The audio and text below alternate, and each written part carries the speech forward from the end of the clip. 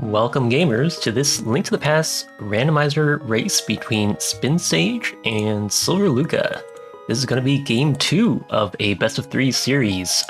This is going to be the finals match of the Master Sword bracket of Go Mode Podcast Mentor Tournament 2024. So in game 1, we did have a casual boot seed where Spin Sage did defeat Silver Luca, so Spin Sage is up a game and only needs to win one more game in order to take home the victory and be crowned the winner of the Master Sword bracket. Silver Luca is going to need to make the 2-game comeback, and our game mode today is going to be all dungeons. So open all dungeons. Our runners did have the choice of where to start at. Both of our runners choosing to start at Link's house today. It looks like we've got a pendant on Hera. Got an early map check by Spin Sage. Both of our runners are going to go ahead and take that sign over here and chuck it at the blue guard.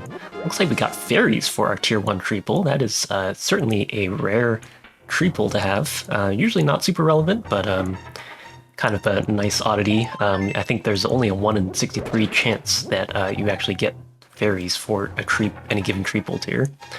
Looks like Spin Sage did actually get a 50% drop from one of these guards, and the guards are in the bomb pack today, so that's definitely going to be handy for when Spin Sage goes to Kakariko. Silver Luca having a little bit less luck, did not get any drops from either of those guards, but hopefully they will manage to find their resources as they head over to Kakariko.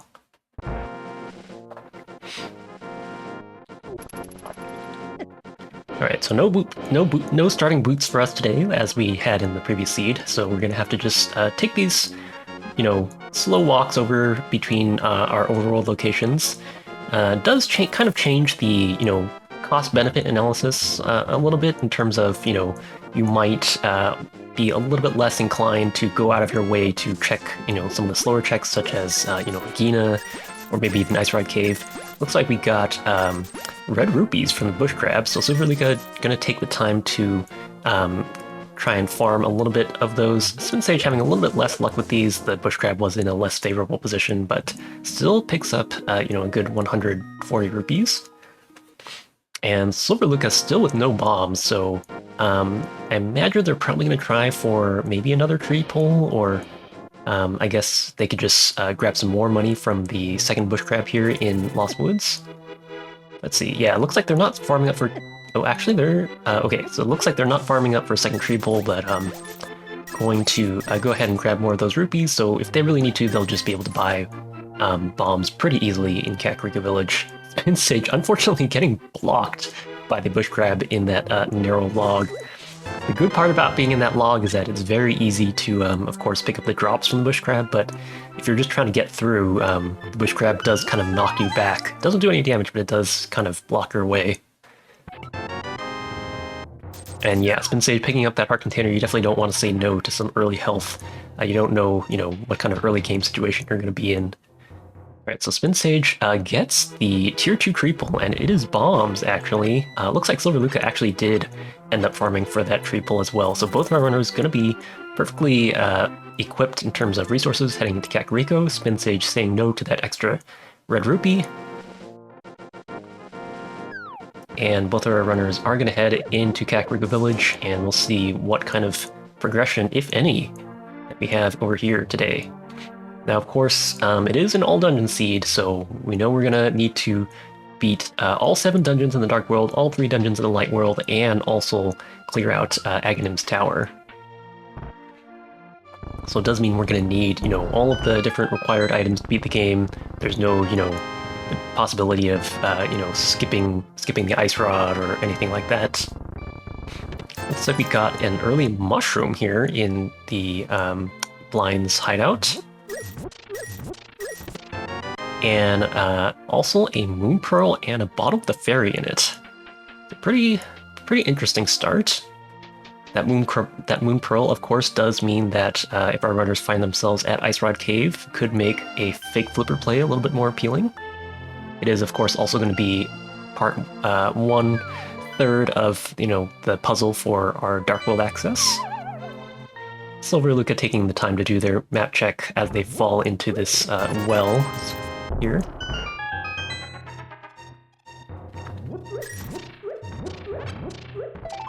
Now that mushroom is going to be a little bit awkward. There's no super fast way to turn that in. Nice sword over here. A sword and a hammer in the Kakariko well. So we're just a glove away from Dark World access, actually. So who knows when that glove will turn up, but looking like it's probably pretty unlikely that we're going to have to... Well, I say that, but I feel like pretty unlikely that we're going to have to defeat Aghanim for our Dark World access, but of course we are going to have to do that dungeon at some point. So even if we get funneled into that, it's not really the end of the world. Alright, some more bombs over here in the chicken hut. And yeah, the fastest way to turn in that mushroom at this point would be to take that do a fake flipper and take the whirlpool below Link's house. But it is a little bit slow in terms of just all that for just like a one-off check. I don't imagine that's going to be a priority for our runners, at least not yet. Alright, Spin Sage giving us our first look at Sick... Oh no, I guess Silver Luca already checked Sick Kid as well, so... Nothing else here in Kakariko. Runners are going to be checking the Library Ledge item as well as Race Game. I feel like one of these runners did opt to blind, just go for the item on Race Game without checking to see what it was. I don't remember who it was. It looks like if it was the same as last game, I think Silver Luca opting to just bomb open this door and see what the item is by going through the maze itself. I think Spin Sage last game elected to just check it from the bottom, which of course is a little bit faster if you don't happen to need it. So we'll see what it ends up being today. Looks like it is the glove, so Silver Luca gonna be able to gain a little bit of time on that decision, and that is actually already Dark World access. So now we got an interesting choice of do you continue doing these Light World checks? Do you continue to your South Shore checks? There are 2 items that you can get out of the dam, it's 5 items in Mini Moldrum Cave, or do you just hop straight into the portal here and go to Hype Cave, and get 5 quick items there? Looks like Silver Luca is going to stay in the Light World for now. Certainly don't mind that. You are going to have to... You are going to do these Light World checks at some point in the South Shore, and you might as well do those first before going to the Dark World. There's not a lot that can make these Light World checks faster, but, I think there's a little bit more potential for the Dark World route to become a little bit more efficient. You can find some items that open up additional checks in the Dark World, but Spin Sage... Okay, I saw them quick swapping. I was wondering what they were doing. Looks like they're actually going to go for the fake flipper setup, so they're interested in checking out this mushroom turn-in. So like I said, this is going to be a little bit of a time investment. It is just one check, but it is, something important that could be something that Silver Luca doesn't really get to for a while.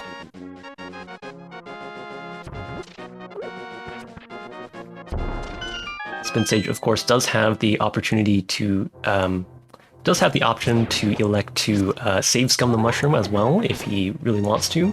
A lot of runners will not really give that a second thought if they don't already have the Cane of Samaria on hand, but we'll see if Spin Sage... Okay, electing to pick up that bottle, which probably means we're going to keep this. And Silver Luca finding a bow here in Mini Moldrum Cave, so that's... And the lamp, okay. And the fire, okay. Well, that was a great Mini Moldrum Cave, and Silver Luca actually electing to skip out on Ice Rod Cave. Might seem like an aggressive skip to some, but if you look at the state of the world, we have our Dark World access already, and we've already got a full clearable Eastern Palace and Palace of Darkness, as well as Skull Woods and Thieves Town, so I think I actually kind of like this from Silver Luca. Of course, if something is important is at Ice Rod Cave, that's kind of something you're really not getting back to. Even after, I talked about how the mushroom check is probably something that Silver Luca's not gonna get to for a while, but I think if you leave behind Ice Rod Cave, that's gonna be even worse to get back to. It really takes a long time to walk all the way there, unless you have the flute, of course. But Silver Luca gonna go to Saha, and I imagine they're gonna head into Eastern Palace, potentially even Pod immediately after that. And we'll see if Spin Sage decides to continue on to Ice Rod Cave. And it looks like they are, so they're kind of taking a little bit more of a conservative approach. to this. We'll see if that ends up paying off or not. Oh, I stand corrected. Okay, Spin Sage actually elected to do Mini Moldham Cave first, and it's going to the dam second. Okay, I see how this is. So, I guess with that in mind, I think Spin Sage probably going to be likely to skip out on Ice Rod Cave as well, given that it's so far from the dam. But we'll see. Silver Lucca is going to go ahead and take this chance to full clear Eastern Palace. Going to pick up their first red crystal. And I have to imagine that the next logical step for Silver Lucca is just going to be to hop straight into Palace of Darkness. You're already, you know, just one screen away after after beating Eastern Palace to go to the portal right underneath Palace of Darkness. It's fully in logic as well with that lamp, hammer, and bow. Okay, so Spin Sage gonna grab that red rupee. We'll see where he goes from here. Walking up, so I think this is gonna be a jump into the Dark World, if I'm not mistaken. Yeah, so we're gonna get to see Hype Cave, and we'll see if there's any items there. From Hype Cave, Spin Sage does have the choice of going left over to Stumpy and Dig Game, or going over to the right to Palace of Darkness. Right, looks like we got our green pendant at Misery Mire, and more importantly, we have another red crystal at Thieves Town. So actually, we already have, you know, we can of course already do Eastern Palace. That's what Silver Lucca is doing right now, and once we clear Thieves Town in addition to that, that's going to unlock a pretty early access to the 2 checks in Pyramid Fairy. Very nice strat by Silver Lucca to take down the Stalfos room there. Just used a single pot and an arrow. And Spin Sage is going to elect to just open the chest in Hype Cave and restart in the Light World. So I imagine they're probably headed to Eastern. Yeah. So I'm gonna follow Silver Lucca for now. I feel like in terms of pathing, I think I like how this is going to work out for Silver Lucca a little bit better, because, you know, if Silver Lucca is interested in doing Hype Cave, they can just do Hype Cave and then walk over to Pod, or they can even do Pod and then walk over to Hype Cave, right? So I think they're going to be a little bit more open in terms of options, whereas I think for Spin Sage, if they want to do, like, I guess they kind of made an extra, he kind of made an extra trip to the Dark World just for Hype Cave, right? So if they end up doing Pod, it's going to be an extra transition into the Dark World for Spin Sage. So Silver Lucca did have the opportunity to take the 50-50 gamble on Eastern Palace, but did elect to go to the Eastern Palace Vanilla Big Key chest. It looks like there was oh no, Eastern Palace Big Key was vanilla, looks like, actually, so that was actually required, so no alternative routes available here in Eastern Palace today. I do remember Silver Lucca had a very nice setup for this. Yeah, shooting the Igor to the left. Very clean room execution by Silver Lucca. Love seeing that.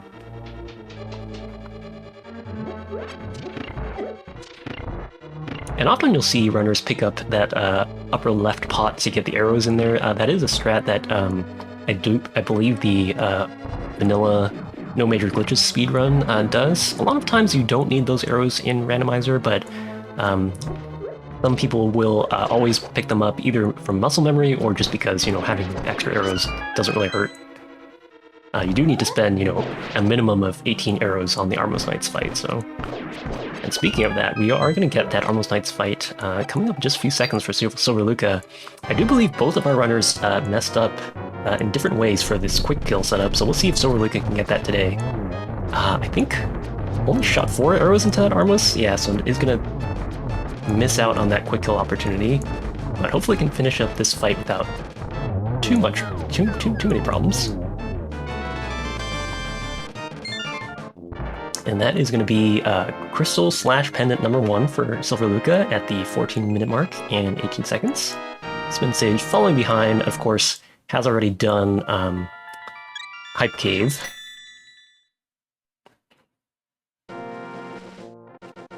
But Silver Luca having gained, I guess both of our runners actually having skipped Ice Rod Cave, but Silver Luca mainly having gained time from getting that glove on Race Game straight up, and then of course not having done Hype Cave yet.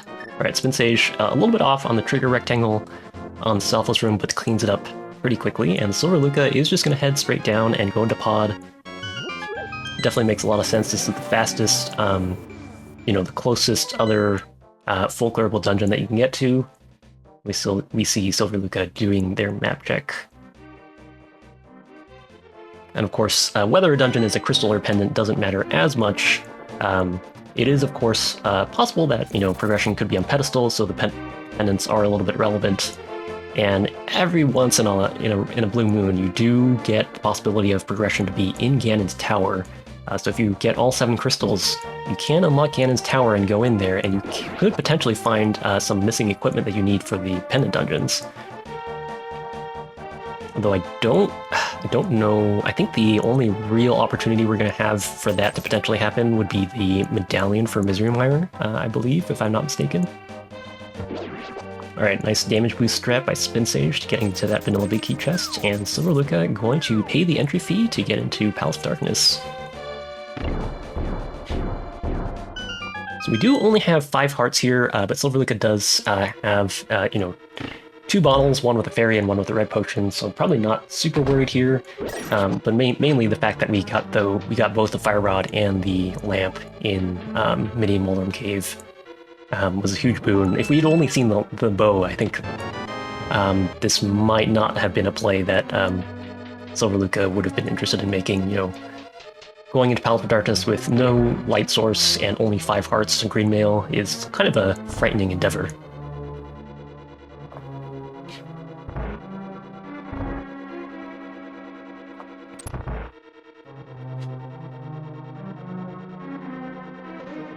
Alright, Silver Luca did get a key in the first chest, so Palace of Darkness is not bow locked, and oh, nice Fire Rod strats by Spin Sage. So the Fire Rod is definitely pretty effective at killing those Stalfos. You know, kind of melts them instantly, and it does, the projectiles do travel faster as well, so they can be a nice way to get through that room if you're on top of your quick swaps. Unfortunately, misses the 1 cycle on the red Igors, but is going to go into the fight with the Armless Knights. Let's see if they can get that quick kill that they unfortunately missed on game 1 at the very end. Okay, looks good this time. Alright, it looks like they had the correct horizontal positioning that time, so very nice quick kill by Spin Sage.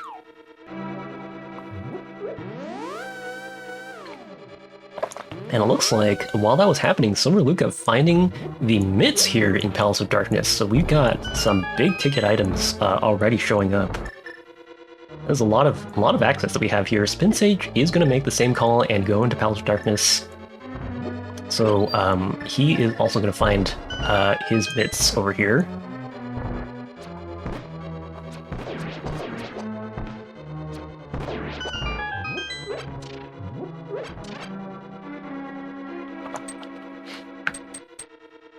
We're still missing a mirror or a hookshot to really you know, gain most of our access to Death Mountain. So we're probably going to put off going to the mountain, but we can pretty much okay, there's our Quake Medallion. We can pretty much be really efficient at you know, our main kind of counterclockwise Dark World loop. We can do Skullwoods, we can do Thief Town, Village of Outcast. The only real hiccup. Ooh, is this going to work out for Silver Luca? That bomb? Okay, nice. The only real hiccup is that we don't have the mirror, so if we want to take care of, you know, the Smith and Purple Chest checks, that is going to be a little bit awkward. But other than that, you know, we can do hammer pegs here. Oh, unfortunate fall by Silver Luca. Gonna have to reset the room. Looks like they already used their fairy earlier in the dungeon as well, so we're gonna have to be a little bit careful. I don't think they're gonna die on the way to Helmasaur, but you know, once they make it to that fight, ideally they want to still have that red potion available. Like sometimes the Helmasaur fight definitely just goes very smoothly, but sometimes Helmasaur just like gives you a random whack with his tail. And then you really don't want to die, as that costs you a bunch of time. Looks like we got 2 items left here in Palace of Darkness.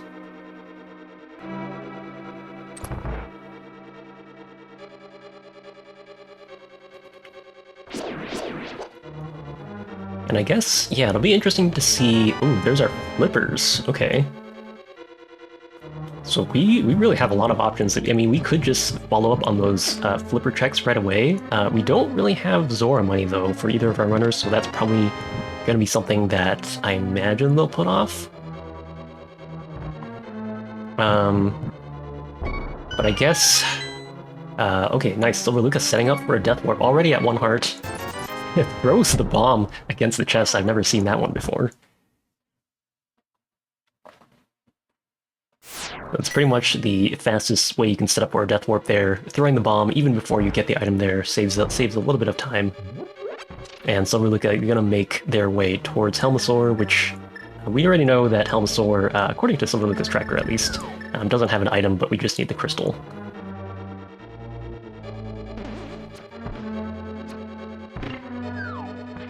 So I guess if you're Silver Lucca, after this, you kind of have a couple of different options. We actually have a full clearable Ice Palace here, which is pretty interesting. Some of the checks might be out of logic, depending on the key layout. Could be locked by the hookshot, and you know, there's sometimes Cold Stare is logically locked by the Cane of Samaria. But we can technically full clear Ice Palace right now. But the 2 main kind of options for Silver Lucca are going to be head straight to Hype Cave and then kind of head up to Thieves Town from there and finish at Skull Woods, or basically the opposite of that, which is to start at Skull Woods and then go to Thieves Town next and then potentially pick up the Smith on the way and then kind of finish up at Hype Cave. So let's see which direction Silver Lucca decides to take. I think for Spin Sage, okay, Spin Sage actually using the same strat, just chucking himself off the ledge. I don't think I've actually seen that strat before. It makes sense, you don't have to deal with those hardcat beetles, and you have enough time to make it through the first set of crystal pegs before the bomb goes off, so I'm gonna have to kind of put a bookmark in that strat.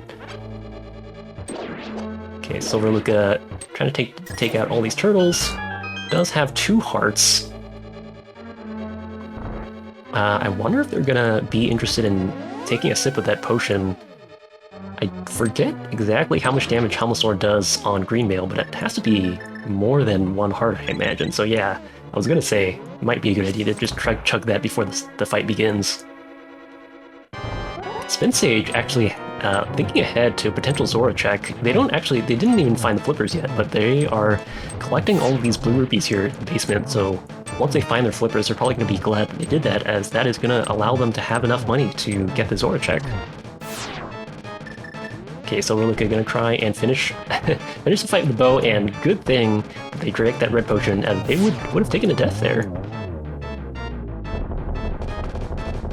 Alright, that's the flippers for Spin Sage, and that's going to be crystal number 2 for Silver Lucca. Let's see if Spin Sage also sets up for this Death Warp. Also possible to just walk back into the Dark Maze after opening the big chest. These Kadongo Flames do a full heart of damage no matter what armor upgrade you're sitting on, so that can also be approached. You can also just walk back to Helmasaur, even though it's a little bit slower. Alright, so where is Silver Lucca going to start? Looks like we're going to start at Sanctuary, which says to me that we're thinking about starting at Skull Woods and going south from here. I do think this has the highest upside in terms of check ordering. Spin Sage is going to check Harmless Hellway chest. I think this might just be an issue of more of a matter of pathing than anything else. And Silver Lucca actually going to take this chance to check the back of Escape. I think neither of our runners have actually shown us this, even though it has been available for a while. Ooh, Spin Sage with a nice strat, holding their sword up while jumping down backwards. I've never seen that before. I'm definitely going to have to steal that one. Alright, so nothing in the back of Escape. But that was good. That was a good thing to take care of. But Silver Lucca going to start at Sanctuary again, and Like I was saying, I feel like starting at Skull Woods and working your way south has the highest upside, as especially if you find a mirror somewhere in Skull Woods or Thieves Town, you can just do everything along the way and you kind of leave no stone unturned. Whereas if you start at Hype Cave, you don't quite have that possibility of doing Smith Chain on the way. You kind of would have to double back for that. The one thing with starting here is that if you want to do things optimally, you're looking at a 5-heart Greenmail Fighter Sword battle with Mothula, so I'm not sure if Silver Luca is gonna go for that right now. Yeah, so it looks like they are gonna opt to skip out on Skullwoods for now. I certainly don't blame them. And we'll see when they end up making it back to Skullwoods. Probably is going to depend on what kind of items they find. You know, if they find another sword, I was going to say, if they find another sword upgrade or, you know, another armor upgrade or something like that, or even half magic, that could push them into Skullwoods a little bit earlier than it would otherwise. Now, Spin Sage not having the best luck with these turtles. I do believe you have to wait until... Oh, yeah, the problem is if you hit the ground next to the turtle, they just flip back over. There's the Cane of Berna. That's actually gonna kind of trivialize the blind fight for Silver Luca once we get into Thieves Town. And Spin Sage is looking very healthy going into his fight with Helmasaur.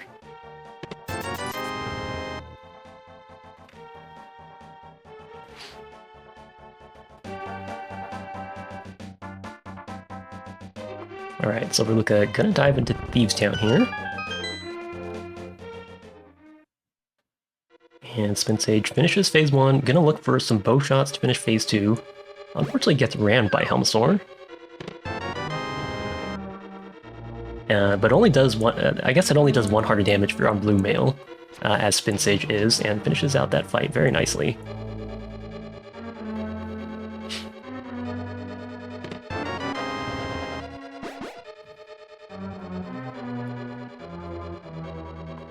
So Spin Sage, again, still lagging a little bit behind, mostly off the back of that extra trip into that extra trip for Race Game and the extra trip into the Dark World for Hype Cave, which of course Silver Luca has not yet done. And we'll see if Spin Sage elects to take the same pathing. I have to imagine that they probably will, since, you know, from their point of view, they've already done Hype Cave, so there's no reason to start at Hype Cave and then go north, so... I think we're probably going to see them follow Silver Luca, maybe also doing the back escape checks. Yeah, makes sense. I will say, since neither of our runners have done the front of escape yet, it's not a bad idea to go to Dark Cross from here. It might seem kind of slow to get to Dark Cross, but it actually is faster to get to Dark Cross from the back of escape than it is from the front, ever so slightly faster. And Spin Sage is actually going to follow up on that advice, so we're going to see the Dark Cross check. Of course, this feels bad if Dark Cross happens to just have the map, but it is actually faster to get to Dark Cross than it is to get to Zelda Cell. So this is actually a faster check, even though it's one that you normally hope to skip. Nice usage of that boomerang to get the key from that key rat as well. I think in Game 1, Spin Sage also showed some very heads-up thinking with the boomerang, just using it to collect, you know, some items without having to walk to them, just saving those extra frames here and there. Silver Luca has to be okay. The Ice Rod in Dark Cross, that's definitely a required item. So Silver Luca is going to have to make it back there at some point. And okay, nice. I'm going to say Silver Luca has to be a little bit careful here. These rats here in the Dark World in the Thieves Town attic, they do 2 hearts of damage on Greenmail. So Silver Luca fortunately makes it out of that without taking a death. Should be safe now. There's some additional hearts in the Thieves Town basement as well. And as expected, Spin Sage going to take the Sanctuary start. And we'll see. This is some extra money. Okay, so if you let out the golden bee next to the bottle vendor, you actually get 100 rupees. I wonder... So Spin Sage actually you might actually be a little bit more incentivized to head straight to Mothula. I say that because Spin Sage has an extra bottle on hand. I guess it's empty, but more importantly, Spin Sage has that red potion and Fairy still on deck, whereas Silver Luca, ended up ditching both of them in Palace of Darkness. Part of that was due to him wanting to be safe and not dive to Helmasaur, but I think part of that was also Silver Luca didn't want to have the Fairy on hand because they set up a Death Warp in Palace of Darkness, whereas Spin Sage elected to just walk out of Palace of Darkness. So I wonder if that is actually the reason why we're seeing this divergence here. Spin Sage gonna show us the checks in Skull Woods here, starting with this middle section. I'm a little bit surprised that Spin Sage isn't using the Boomerang here, as it does actually stun the Gyptos, but I guess Quake Medallion works too. I will say the Quake Medallion does take a quarter of a magic bar, and at that rate you could have just used the Fire Rod on both of the Gyptos. Might be a little bit faster, but not a big deal. Alright, Silver Luca is into their fight with Blind. Let's see how they do with this scripted fight, or ideally scripted fight. Looks like they got both phases 1 and 2 pretty okay. Accidentally got a spin there, but should be able to finish up phase 3. That's a nice clean blind, mostly clean blind fight by Silver Luca, and is rewarded by getting another heart container.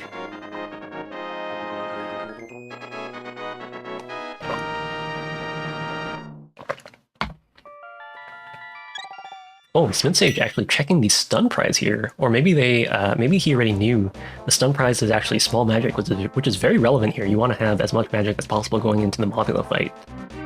So again, I'm really liking this, heads-up play from Spin Sage, showing good knowledge of the game.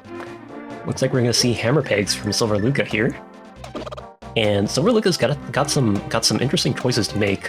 You can pick up, I think obviously the natural progression from here is going to be to go to Dig Game, Stumpy, and Hype Cave. I think probably you want to prioritize that over Skull Woods at this point, and you can just get to Skull Woods on a separate trip. But you're also going to have to decide whether you want to pick up that Frog Smith or not.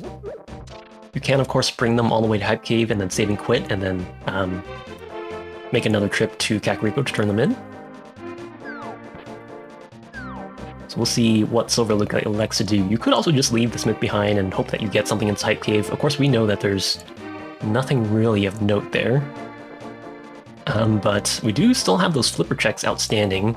I wonder if Silver Luca is going to be thinking about that as they are potentially digging up, rupees in this dig game.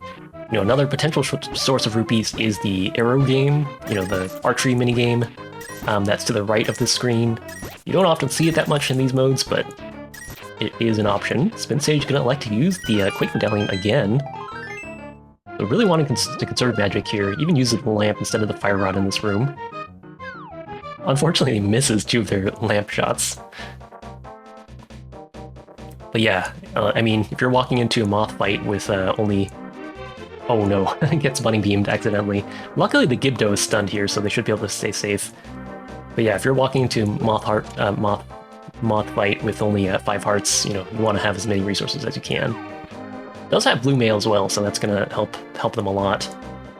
They picked up that blue mail in a Hype Cave, of course. I wonder if that was actually another factor that led us to this divergence in terms of Spin Sage feeling comfortable going in and attempting this Mothula fight, whereas Silver Luca chose to just stay out of it.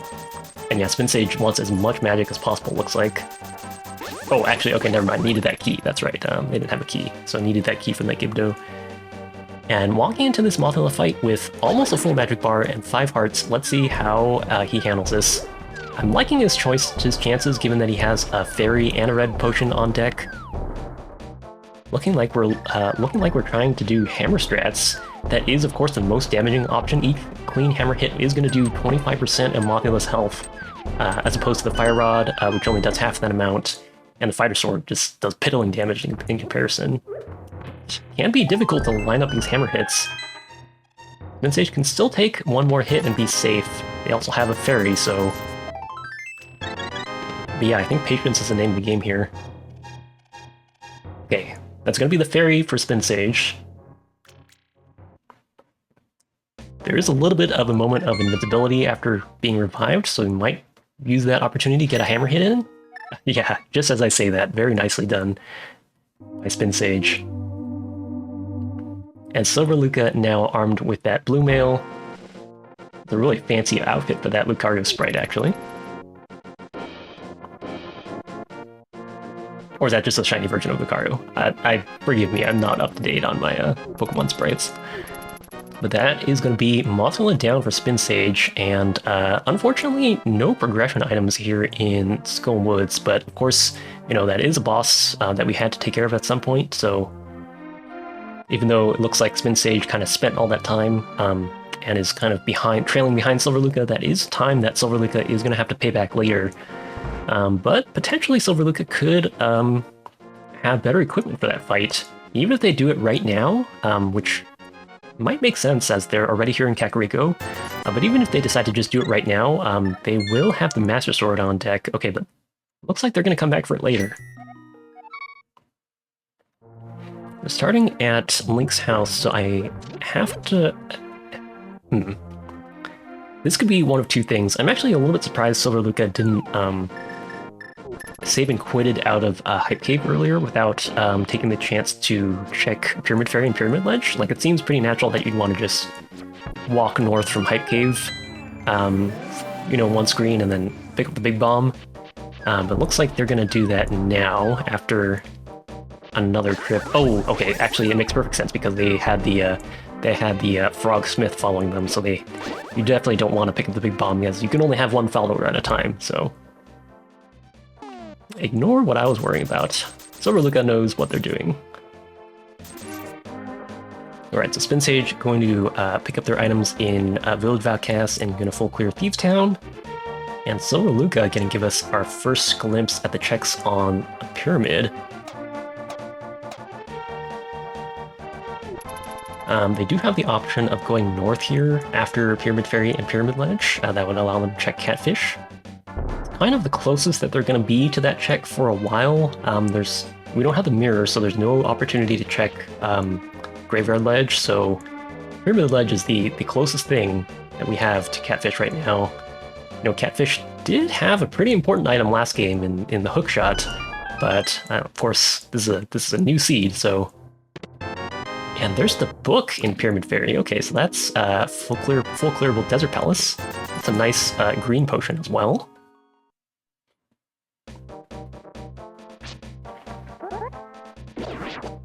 So is Silver Luca going to elect to make the walk to Catfish, or are they going to say that there's enough other stuff open that they feel comfortable skipping it? Looks like they are going to go to Catfish.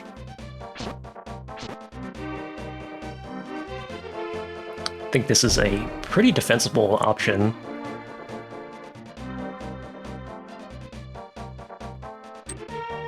Ooh, some interesting usage of the boomerang by Spin Sage there.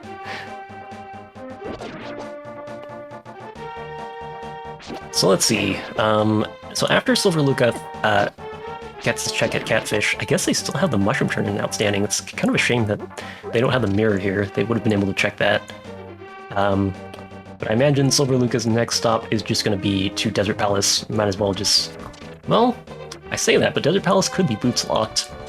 But that's the only dungeon that we really have besides Ice Palace that we have a chance of clearing. So I guess it's between those two options for Silver Luca. Ice Palace is a little bit scarier in terms of, you know, the potential to die to Cold Stare. A lot of riders will also, of course, try to put off Ice Palace until they have the Cane Samarian, as that does speed up the dungeon significantly. So we might be seeing Desert Palace instead of that. That would also give us a chance to check the Agina check. Although it looks like Silver Luca has other plans in mind. Changing their mind and starting at Sanctuary instead. I wonder if this is going to be the Mushroom check, actually. This could also just be going and feeling comfortable at doing Skull Woods right now. Alright, looks like it is time to do Skull Woods. I think, of course, Skull Woods, you know, is the full clearable dungeon. There's 2 items there, so as soon as you feel comfortable, I think you might as well do it. It's a little bit awkward because the only thing that we haven't done in this area of the world is Purple Chest, and if you want to do purple chest, I think now is the time to do it. You know, you do Skullwoods back to front, you just do Mothula first, and then make your way to the front if you have to, and then walk out and do purple chest there. But it does kind of feel like it takes a long time, and you do maybe have better things to do in terms of Desert Palace, Ice Palace, and remember we still have those flipper tracks outstanding. I think those flipper checks actually are gonna be our, that's gonna be our most efficient play in terms of, just pure item density. Silverluca making use of that Fire Rod for these Gibdos. We're gonna save a little bit of time compared to Spin Sage's strategy.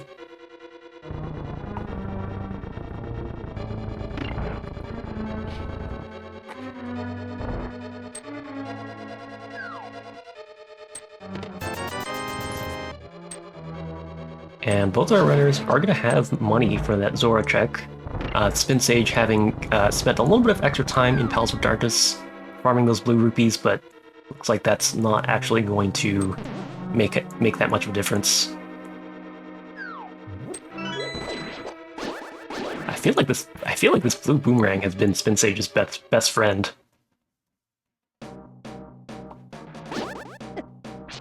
I do feel like there is definitely merit in like,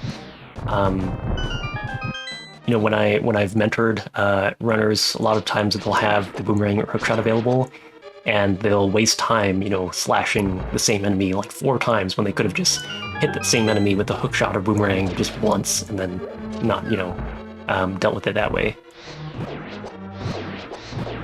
All right, Silverluca.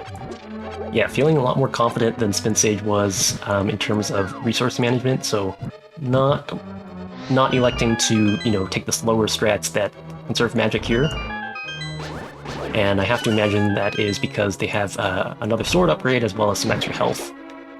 Spin Sage is going to be starting their blind fight. Looks like they're good on phase 1. They do have the Cane of Burna out just in case things go sideways. Looks like phase 2 got away from them a little bit, but I imagine they'll still be perfectly fine. Yeah, he's going to use that Cane of Burna to trivialize phase 3, and Silverluca is going to drop into this Mothula fight. Actually kind of unfortunate that they have Sword Beams available, as Sword Beams only do Fighter Sword damage, but looks like that's not an issue anymore. So we're seeing a little bit of a different fight here. Silverluca definitely has more health to work with, although they don't have the Fairy on hand. But, that Master Sword is definitely paying off huge dividends here.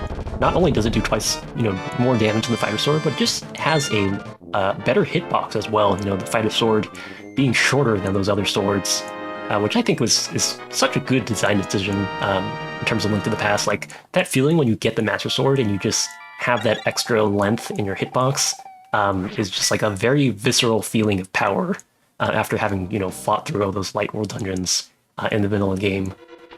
I really appreciate that.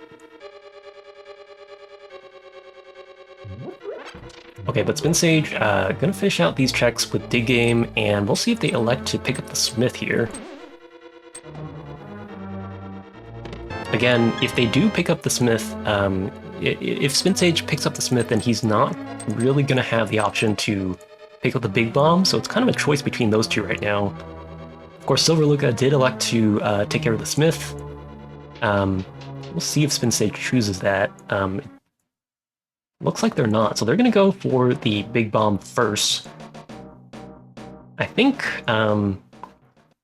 this makes sense in terms of like just a pure item, like in pure numbers perspective. Like, if you think about it, Big Bomb leads to 2 checks, Smith is only 1 check. So I think this is probably the default choice that I'd make. But the other thing is, Silverluca has done that Smith check, and that is going to unlock the purple chest check.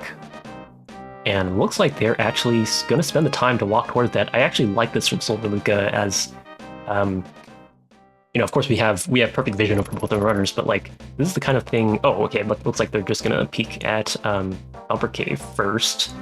I have to imagine if they're staying here, they might want to Okay, never mind. I stand corrected.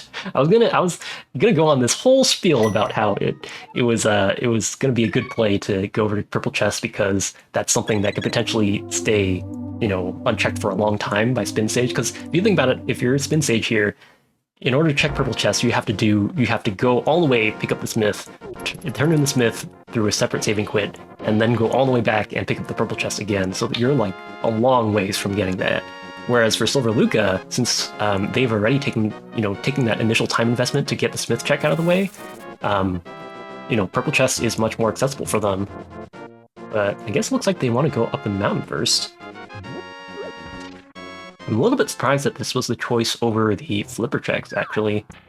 We can get Old Man plus Spectacle Rock plus Spike Cave, so that's 3 checks.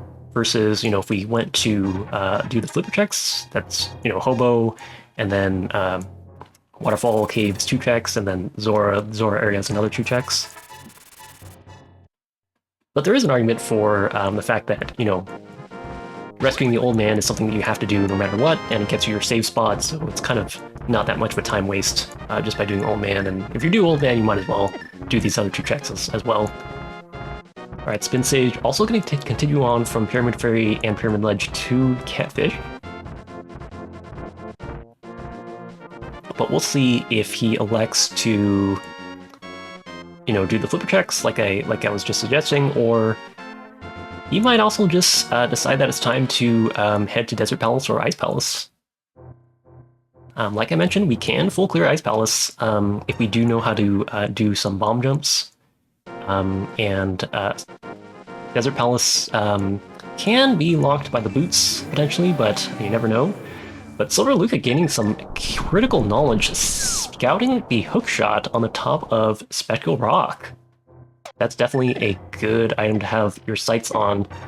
Unfortunately, we're not going to be able to get that until we have the mirror, but once we do, we're going to have a field day on the mountain, as we're going to be able to check everything here, including Hookshot Cave. We're even going to be able to use the Hera Pot glitch in Tower of Hera. So that's a big advantage for Silver Luca once could be a big advantage for Silver Luca once we have that mirror. Although I feel like, I feel like it might actually not be that big of an advantage, because like, if you're Spin Sage and you find the mirror, there's not really that much else you're looking to do besides go up the mountain with that mirror, right? The only other things that really opens up is, like Cave 45, Bombless Tablet, and of course, Swamp Palace without the hookshot. But, between Swamp Palace without a hookshot and going up the mountain, you definitely go up the mountain to full clear Hera, right? So I think as soon as you find the mirror, you're going to end up naturally finding that hookshot anyways. But Silver Luca gonna follow that up with the flipper checks. Spin Sage instead gonna try and clear some additional dungeons. So they're gonna walk to Agena first. This is a little bit slow, but if your boots are here, you're gonna feel really happy. If Desert is boots locked, or even if Desert is not boots locked, if you find your boots here, you're gonna be really happy that you went in here first, as opposed to going to Desert and maybe clearing it all, or even getting locked out and then finding your boots at Agena and being like, oh, I should have done this first.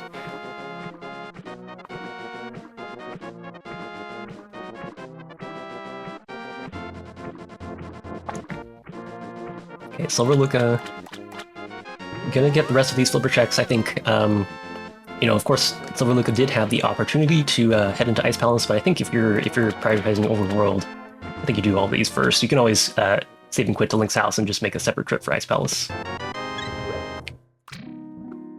And I think if you're debating on whether to do the Zora checks first or Ice Palace first, probably want to do the Zora checks first. It's just more items faster. You're probably not going to be able to skip the Zora checks. And who knows, you might find your Arcanus Mario over here. I do think we saw another medallion, maybe Bombos, if I wasn't mistaken, over there on the Desert Ledge, so Spin Sage is going to have access to that. And we have the shovel over here on the Zora Ledge. It's a little bit awkward, as there's nothing we can really pair that check together with, but that might just be something that Silver Luca checks on the way to Desert Palace, potentially? Right, here's what Zora has, just a piece of heart.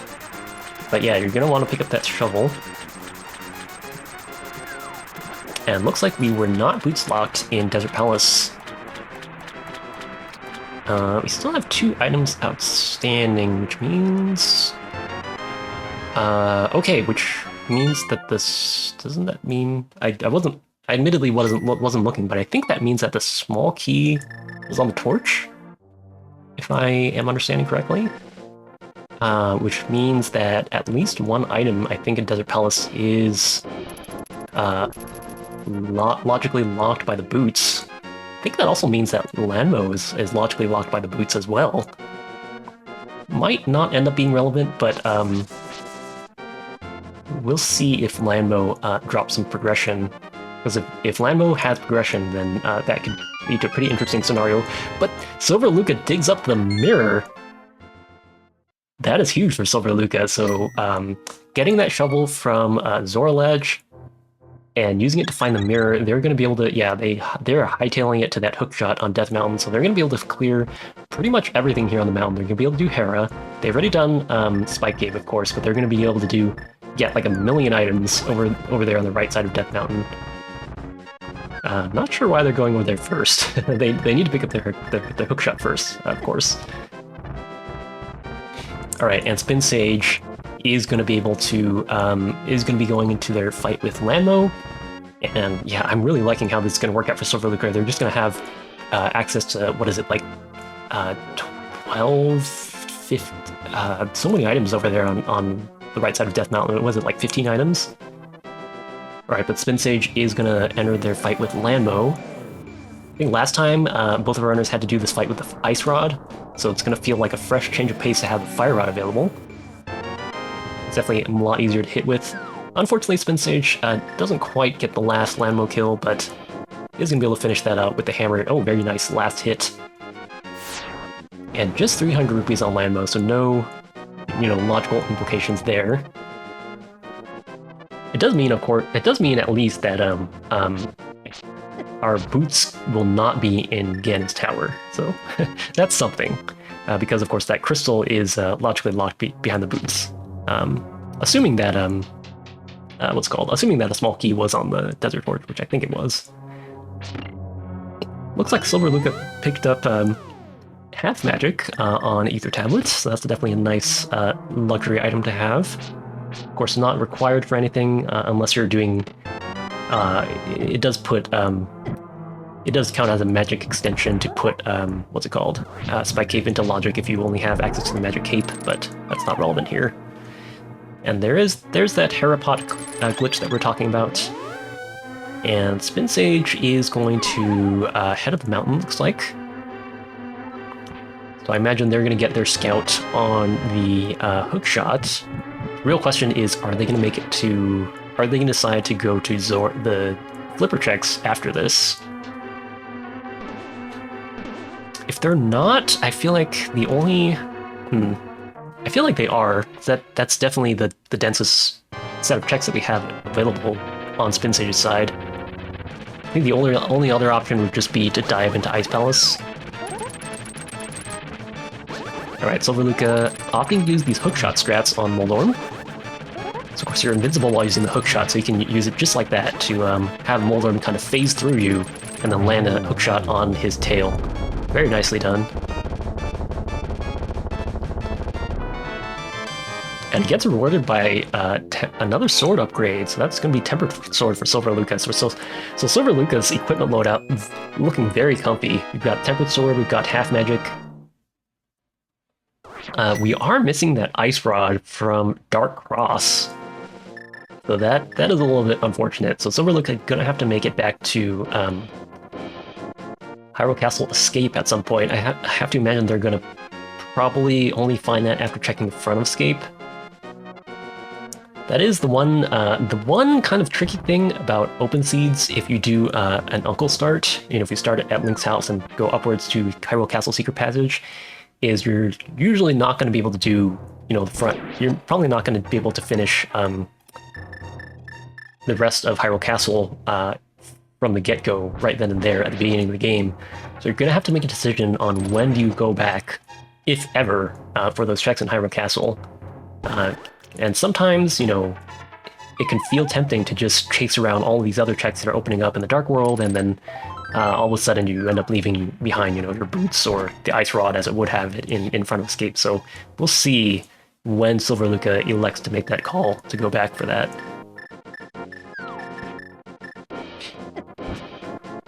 Okay, Silver Luca opting to kind of do this portal trick. So if you take the portal here, you can portal right outside of these two cave entrances, and then this basically makes it so that you don't have to really bother dealing with the dead rocks later. You just head into Paradox Cave from here, and then after you're done with Paradox Cave, you can just hop into that portal. I don't know if there's actually that much of a time difference in terms of this strategy. Probably something I should do a video on at some point, but I think it's more or less just a preference thing. But Spin Sage is going to follow up on these flipper checks, which is expected, I think. Just based on what I was saying earlier about just being the most dense set of checks available. And you definitely want to do these before you go into Ice Palace, I think. So Spin Sage is going to find his, what's it called? His shovel, and hopefully is going to follow that to the mirror and then get their hookshot, and then kind of be trailing behind Silver Luca. And Silver Luca finding the boots here in Paradox Cave, so Silver Luca definitely on the path here. Of course, Spin Sage is going to also be following behind, so kind of both our runners getting funneled into all these nice items. Kind of feels like we just got the, like, mega, I don't know, like, the mega set of upgrades. You know, we got, in quick succession, we got boots, and half magic, and a sword upgrade, and, so life is, we even got red mail, so life is definitely pretty easy right now compared to before when we were trying to take down Mothula with 6 hearts and only a fighter sword.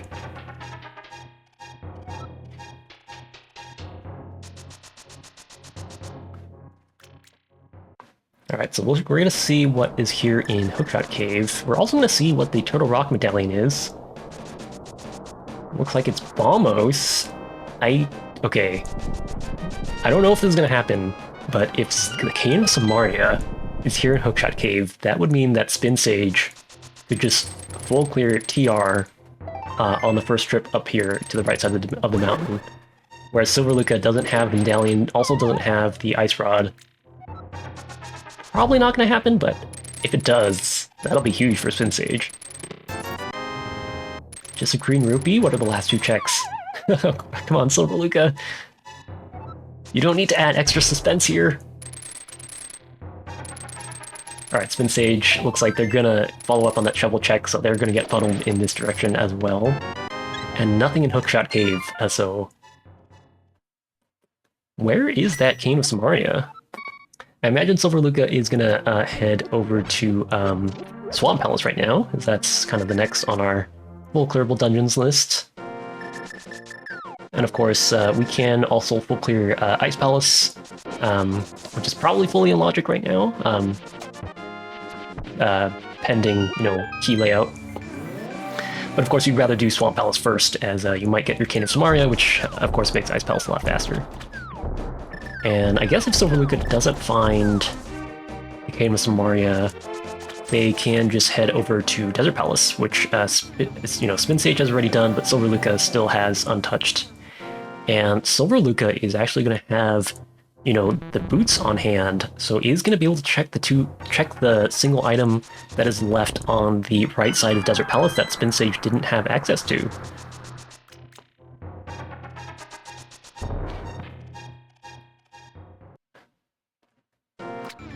So as Spin Sage is finishing up all these mountain checks, they've already done Spike Cave as well. Yeah, right? Yeah, both runners already having done Spike Cave. So Silver Luca's going to dive into Swamp Palace. I guess between both of our runners, we're just looking for the Cane of Samaria, of course, which is going to be really important, as that's going to let us full clear Turtle Rock with that Bombless Medallion, which...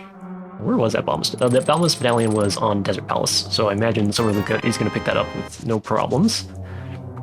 So it's really a question of where Samaria is, as well as where that flute is. interestingly enough, the flute could actually potentially be in Ganon's Tower today because we only need it for Misery Mire, and Misery Mire is a pendant dungeon. Spin Sage looks like they accidentally mirrored. Oh, did they accidentally mirror? Oh no, no, it wasn't accidental. I think they were just in after doing the first check. Never mind. All right, so Silver Lucca is going to have a choice to make here on how they want to handle the 2 checks on the left side of Swamp Palace.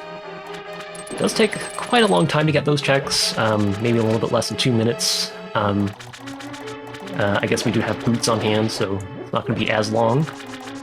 But, there's the flute. Okay, I think that to me kind of seals the deal, as I think that's okay. I stand corrected. I was gonna say I think that would probably push Silver Lucca to skip the 2 checks over here in Left Side Swamp, but I guess they want to be thorough here.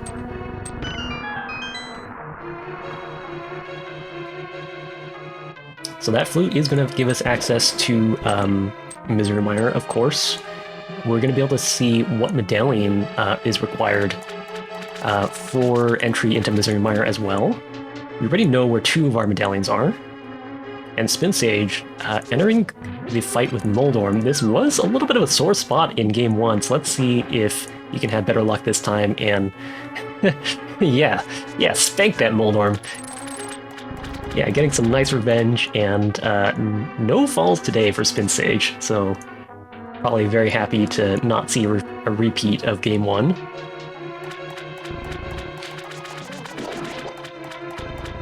And yeah, I really like how this is working out for Silver Lucca. You know, they're going to be able to use the flute to travel to Desert Palace, so that's going to work out a little bit nicer for them. They're going to be able to enter Desert Palace from the back and use the mirror, and that is a little bit faster of a way of routing through the dungeon, whereas Spin Sage, you know, had to enter Desert Palace from the front, and that ended up being a little bit slower. Nothing here on Left Side Swamp, unfortunately. And Spin Sage is going to head to the Turtle Rock portal. This is actually slightly... I think this is actually slightly slower if you're interested in collecting all the items. Wait, no, the Spin Sage just walked across the bridge. Okay, never mind. The Spin Sage is going to, I guess, check the Dark Wolf stuff first, and then probably going to mirror to check Paradox Cave. It's going to open up the Turtle Rock entrance. But, of course, we need Arcane of Somoria before we can actually do anything in Turtle Rock. Silver Lucca with that diagonal uplift bomb diver down setup. There's 2 items left in Swamp Palace. I don't think we've seen the big key yet, if I'm not mistaken, so it would really suck if we got the big key on Argus, locking the last item in the big chest. That's kind of the worst feeling if you, like, it's not so bad if you're already going back in to Swamp Palace the second time for the items on Left Side Swamp, and then you just get to, you know, get the big chest on the way. But if you've already done Left Side Swamp and you get the big key on Argus, that feels really bad. And I think at that point, I think Silver Lucca would leave it behind. You know, there is merit to being thorough, but I think you definitely got a lot of other things to do.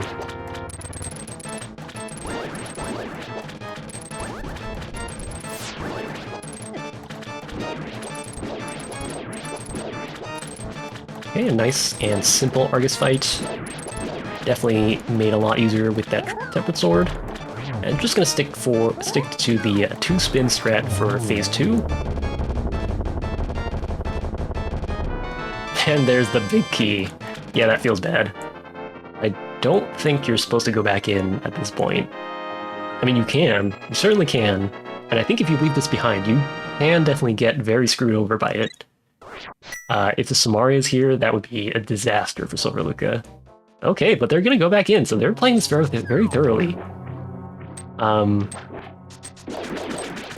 You know, they kind of are hitting the right route in this seed as far as just being on the path where all the good items are. So I will say I think they might have the time to spend on these checks. I just worry that if we keep on, you know, 100% clearing everything, that Spin Sage is going to catch up at some point. It looks like he's pretty far behind, but remember, he's already done Dark Cross for the Ice Rod, and he's already taken down Lanmo as well. So this is a little bit closer than it might look.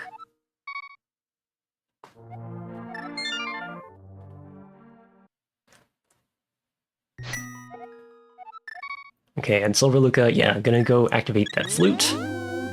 And I have to imagine we can actually get a check of King's Tomb and Bonk Rocks as well, since we haven't done those either.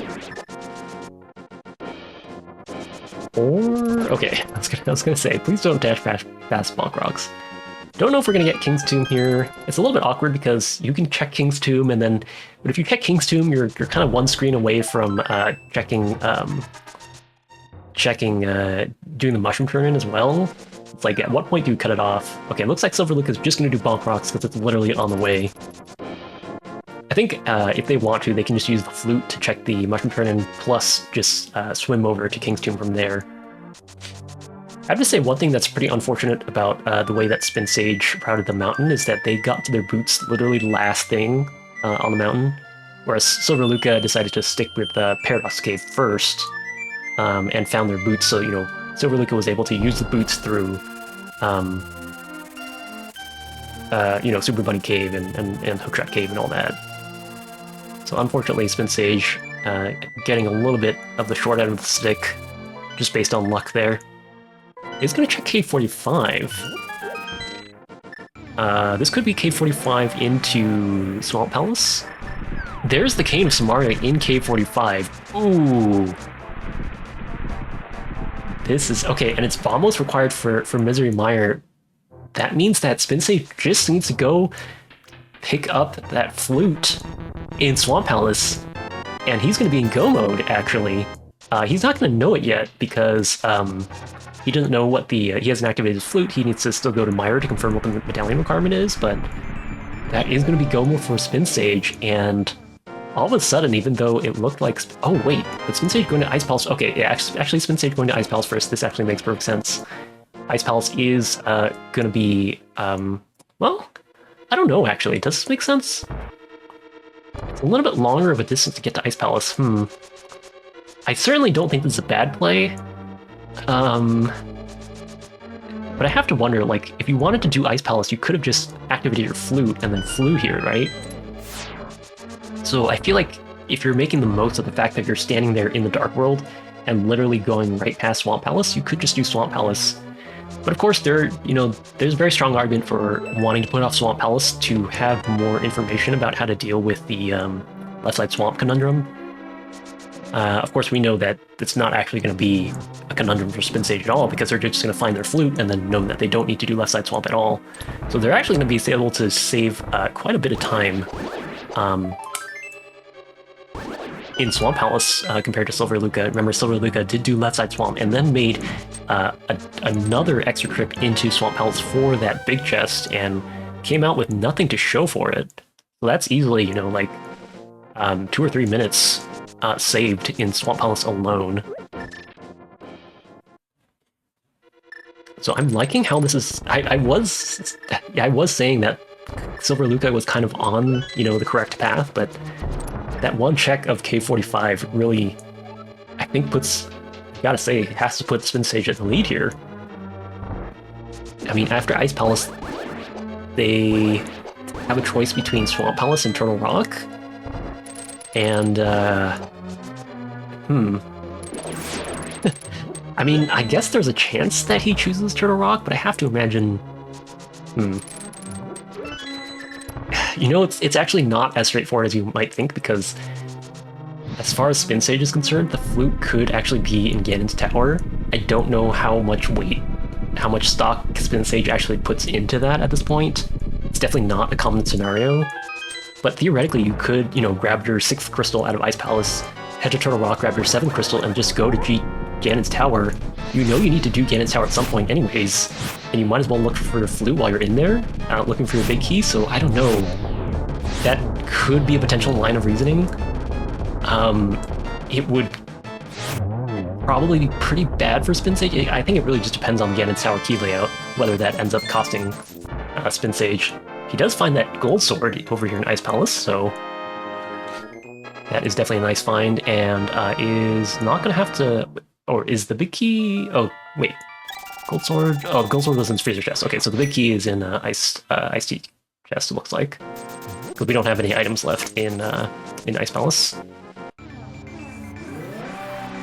And Silver Luca did end up checking those that item that was left behind in the right side of Desert Palace, but it was nothing of importance.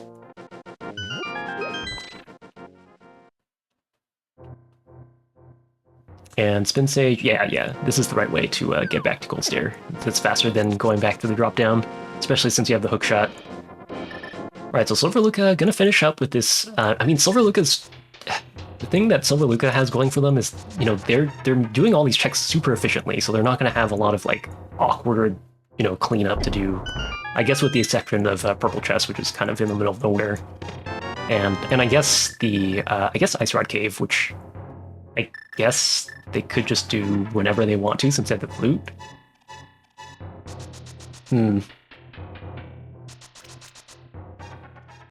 I do worry about that Ice Rod being in Dark Cross, though.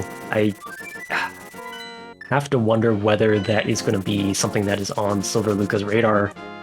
Because I was going to say, yeah, like, I think if you're thinking about like doing the front of escape versus clearing a crystal in Ice Palace, I think probably you're going to lean more towards Ice Palace, right? Which is going to suck because they're not going to have access to the Cane of Somaria, so that, you know, that is going to be pretty notable time loss against Spin Sage here. Alright, so Spin Sage takes down Cold Stair with a nice, easy fight. Definitely a low-stress fight when you have a red mail, gold sword, half magic.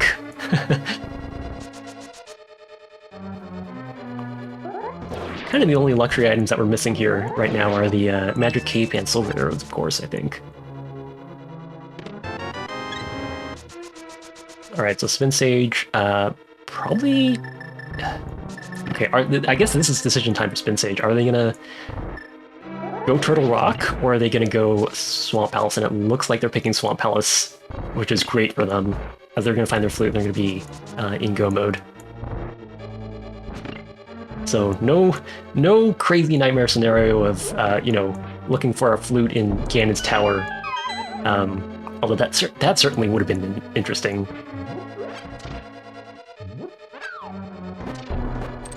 Ooh, a very nice double kill setup there by Silver Luca. I feel like that's a room that gets a little bit less practice now that we have Icebreaker, and so often you're just skipping through all these rooms since you don't have to do this when you have the Cane of Somaria, but it still pays to have these strats on deck. That was a very... Okay, I was gonna say, that was a very fast and confident Ice Palace bomb jump lineup, but looks like they're gonna have to try again. They actually only have one bomb left, so they better get it. Oh no! Silver Luca, there are bombs in the Stalfos room, but they are just gonna do the dungeon the vanilla way. Oh, this sucks.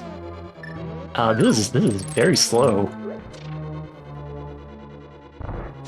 I didn't see how many bombs Silver Luca walked into Ice Palace with, but sometimes, like, if you don't have, you know, enough bombs and you only have a few, it can be a good idea just to get like a capacity upgrade from the ferry in the Light World, because that will refill your bombs to max.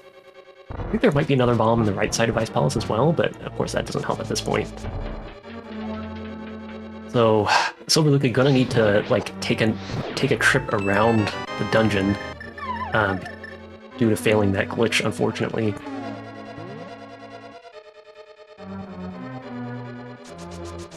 And of course doesn't have a bomb to do the bomb jump over to Ice Tea as well. Although I guess they didn't have a small key on hand either, so it doesn't really matter.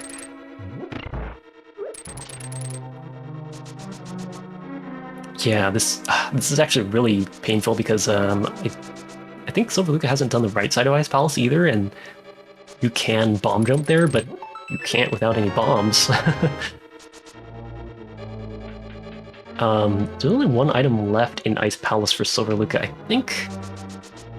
And I want to say it's on the right side, so it's not actually in the big chest. So yeah, this is just like really rough for Silver Luca, I think. You never want to be in this situation. Okay, they are going to hookshot across now. And Spin Sage going to do the same diagonal setup for the Bomb Diver down here. And of course, they're going to open these chests because they don't know whether the Misery Mire Medallion is Ether. Okay, I stand corrected. That's a little...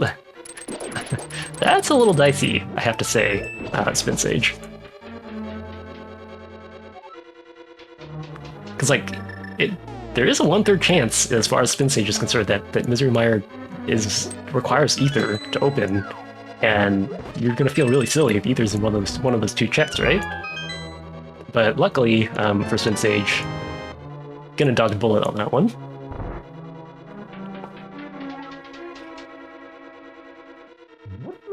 And gonna enter this Argus fight. Gold Sword doesn't really make a difference here, as the Puffs die in 1 slash to Gold Sword or Tempered Sword. And Silver Luca is unfortunately going to have to begin the arduous process of finishing Ice Palace the vanilla way. Spin Sage trying to use the Ice Rod there, but yeah, I think just going to have to settle for 2 spins.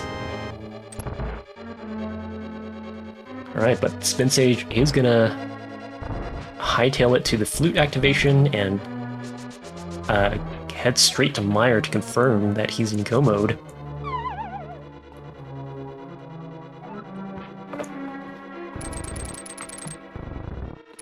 So we look at opening the big chest for some reason.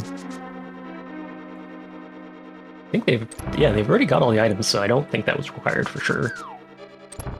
Cold Stare wasn't Samaria locked, right? Yeah. Wait, was Cold Stare Samaria locked? Did Cold Stare have a small key? Uh-oh. Oh no.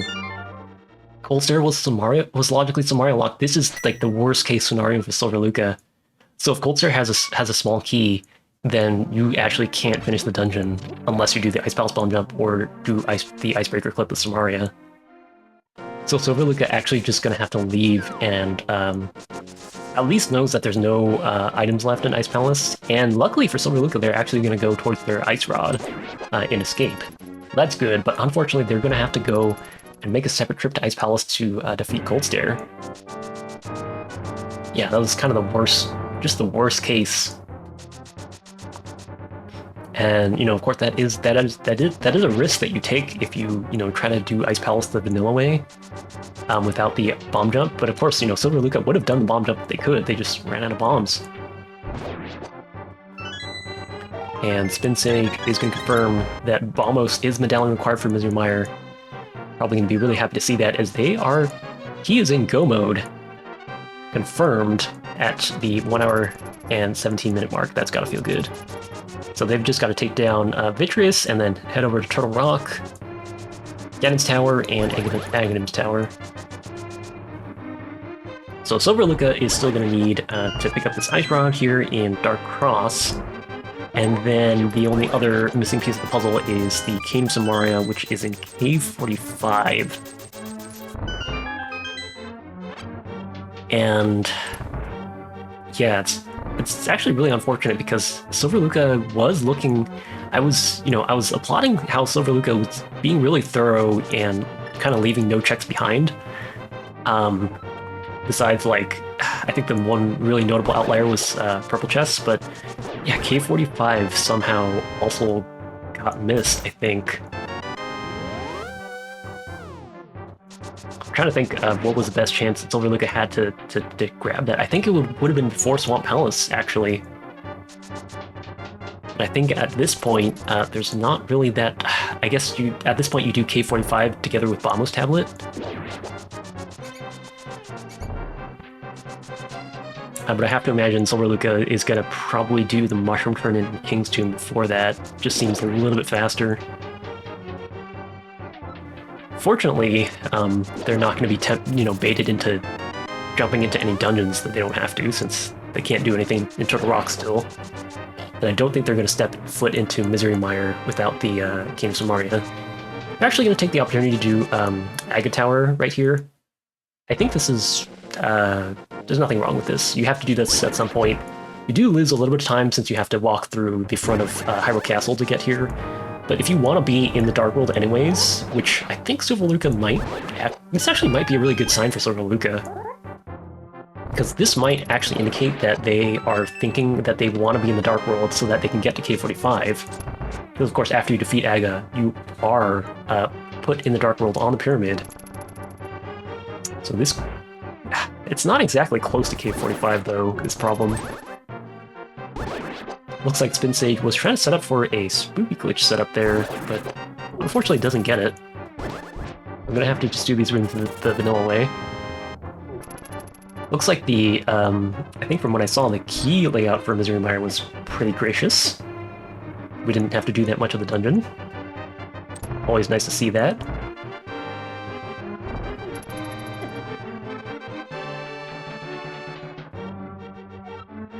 Alright, and yeah, I'm probably just going to use the Cane of Berna for this Victorious fight, and we have a Gold Sword, so this is going to be really fast.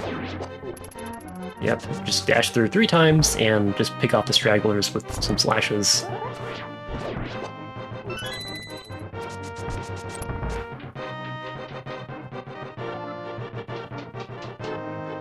And just going to be 1 dungeon left. Or I guess 2 dungeons left for Spin Sage, counting Aghanim's Tower. I guess 3 if you also count Ganon's Tower. But only needs to go to Turtle Rock before heading to GT.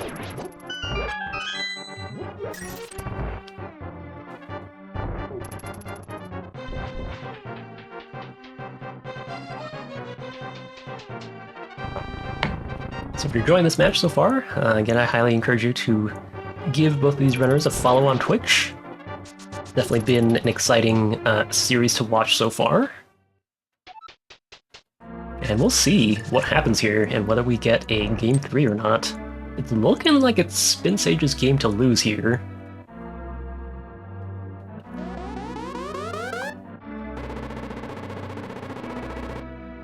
Spin Sage actually taking this portal.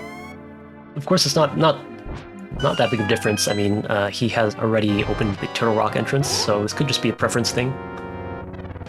You definitely don't... this route is definitely a little bit safer in terms of you don't have to deal with any dead rocks. So I definitely respect that. But Silverluca giving us our fight against Aghanim.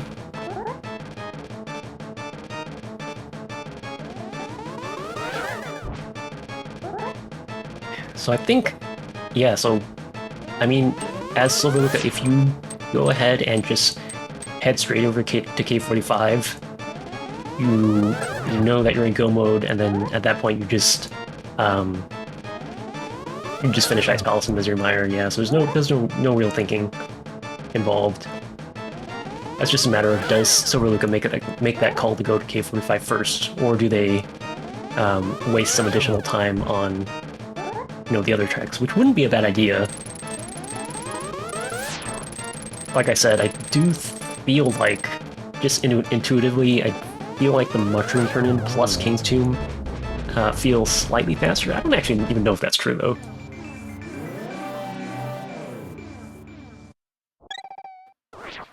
And I guess we haven't seen Graveyard Ledge either, though. So I guess if you're doing Mushroom Turn-In and King's Tomb, you might want to pair that with Graveyard Ledge.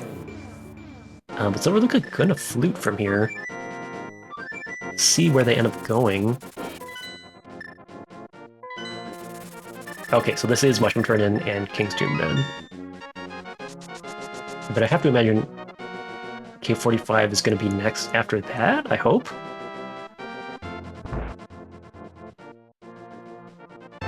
Alright, Spin Sage making nice use of the Cane of Berna to dash through those rollers. Probably going to pick up the full magic refill here. Oh, Silverluca actually not electing to head over to King's Tomb. Going to Kakariko instead. This is probably... Oh yeah, this actually makes sense, because you can pick up the purple chest and then go to K45 on the way, and then grab a Bomb's Tablet at the end. So I like this routing. A little bit surprised that they didn't elect to, because like if you're at the potion shop, you literally just dash left and then jump in the water, and that's actually the like if you're on the flute screen, that's actually the fastest way to get to, or if you're just on the overworld somewhere, fluting to the potion shop and then swimming to King's Tomb is actually the fastest way to get there. Okay, but I stand corrected. We're we're taking a stop to Graveyard Ledge and then King's Tomb next, which unfortunately is going to make it take a little bit longer to get to Arcane of Somaria.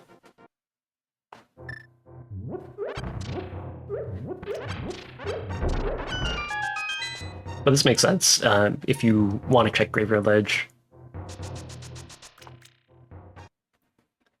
Okay, Spin Sage. I don't know if they have the big key or not. I guess we'll see. But yeah, we have plenty of health, so no big deal taking some hits there. And looks like we do already have the big key, so be able to... Okay, yeah. Checking just for sure definitely is not a bad idea. You don't want to leave your big key behind in that chest. But we do already have big key, so we're good to go. And skip that chest. And also skip the big chest is the most common play. It's very rare that you'll get burned by this.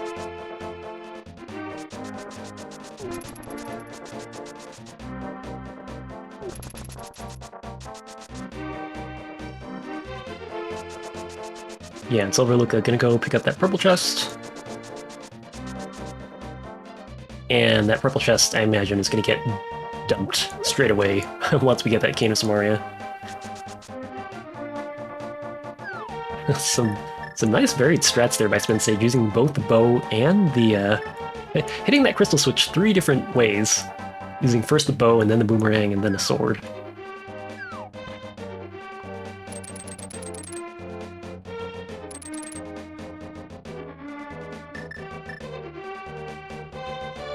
Alright, and Spin Sage taking it a little bit safe on this conveyor here, stopping for the extra resources, and also using the hookshot to avoid taking damage from these fire bars. It's a good strat. I do wonder if Spin Sage can just afford to take the hits since they've got so much health here.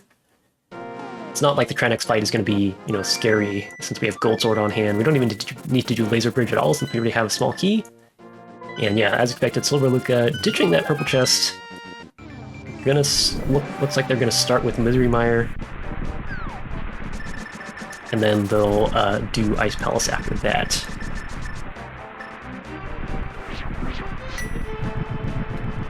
And we're gonna get a pretty fast Trinex fight, I imagine, on Spin Sage's side. It's just gonna be 3 slashes for each head. And very nice.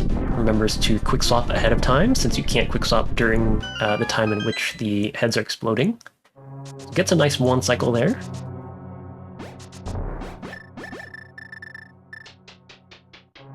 And lines up for a spin hit. Takes a few hits, but as we said, we've got plenty of health to spare. And Silver Luca trying to make good use of these sword beams here in the second room of Misery Mire.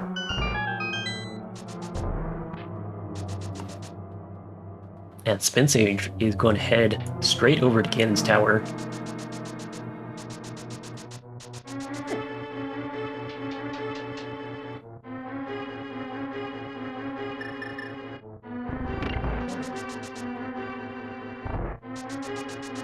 So yeah, I feel like this whole race really, well, I was gonna say this whole race really came down to that Cane of Somaria being found at K45, but I think even if Silver Luca had picked up that Cane of Somaria, they still would have had the Ice Rod outstanding in Dark Cross. So I actually don't know how that would have turned out, because I feel like with that Cane of Somaria, that might have actually led them. So they probably would have just cleared Misery Mire. They might have full cleared Misery Mire looking for the Ice Rod, so that actually would have been kind of a big time sink as well. So I think, even though it looked like Silver Luca was really off to kind of an early lead, Spin Sage just picking the right places to go, I think, and managing to, you know, be in go mode, having checked way less of these overworld checks than Silver Luca had.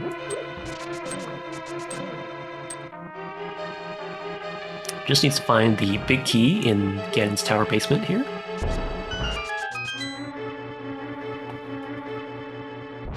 Ooh, and the rare, I think this is sometimes called the Dark Magician route, but I hate, I hate calling things names that don't actually, you know, have any bearing on what they actually look like. But yeah, we're seeing a left to Stalfos room and then going right. And the big key is in Hope Room, so Spin Sage is going to be good to climb Ganon's tower. Silver Luca, in the meantime, entering their fight with Vitreous. Going to take a little bit of a different approach, using some spins. Honestly, I feel like at this point you might as well just use slashes if you're going to do this strategy, because Gold Sword spins don't do any extra damage. Although I guess spins do have a larger hitbox, so there is that. Okay, Spin Sage getting blocked, getting a few of those arrows blocked by that spike, but takes care of Mimics 1, and yeah, I saw this strat last time as well with Mimics 2. Oh! I think I jinxed it. Yeah, that was a very simple and consistent strat. Spin Sage unfortunately just tapped right on the D-pad, unfortunately, and had the Mimic turn the wrong way, which kind of botched it.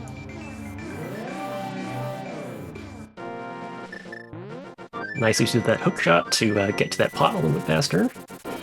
It manages to dash through the spikes without getting hit. Very nice. Silver Luca is heading to the repeat of Ice Palace. This never feels good, having to go back to a dungeon knowing you could have cleared it first time if you had just executed a little bit better.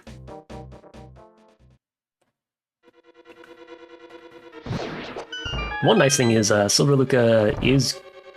Wait, so they're gonna have to either... Let's see, they are gonna have to... I guess they can pick whether or not they want to hit the Crystal Switch. I think it's faster to not hit the Crystal Switch at this point, though. And Spin Sage just making short work of these gauntlet rooms. Okay, I say that, but gets bullied a bit by that one.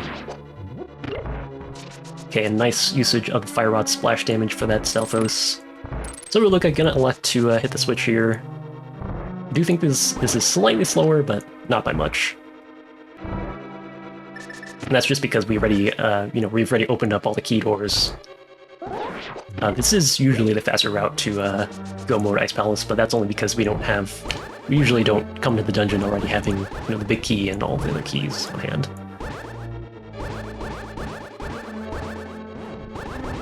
Alright, Spin Sage into the first Wizrobe's room.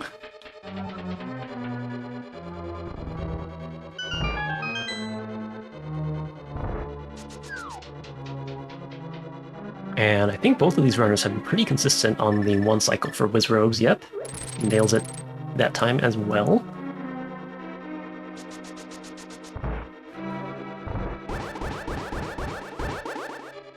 Yeah, Silver Luca just needs to hightail it to Cold Stare.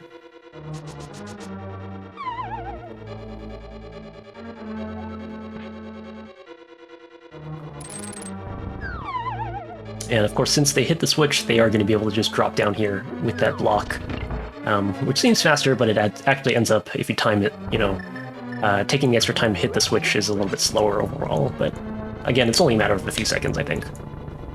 And Spin Sage, yeah, not going to pick up any of the items in these chests. We've already got everything we need except for, with the notable exception of the silver arrows, which I think on Spin Sage's side could be in any number of places. So probably not something super worth checking. Okay, Silver Luca opting to use Bombos for Phase 1, and then just gonna spam the Fire Rod to take care of Phase 2 of Cold Stare. Spin Sage making very quick work of Moldorm. I do wonder if Silver Luca, once they get over to Ganon's Tower, I wonder whether they are going to spend a little bit more time looking for the silver arrows, just because, at the rate that's just looking at Silver Luca's tracker, there's not as many places that the silver arrows could be left hiding out. I guess it could be on, what is it, Pedestal, Purple Chest, Bombos Tablet, Turtle Rock, I guess. Wouldn't surprise me if they were in Turtle Rock. But anyways, that's neither here nor there. Spin Sage in battle with the refight of Aghanim. Of course, after they finish this, they do still have to do Castle Tower. They do have to climb Aghanim's tower. think they should be almost done with this, so probably just needs one more hit here. Very nice. And Silverluca heading over to Turtle Rock.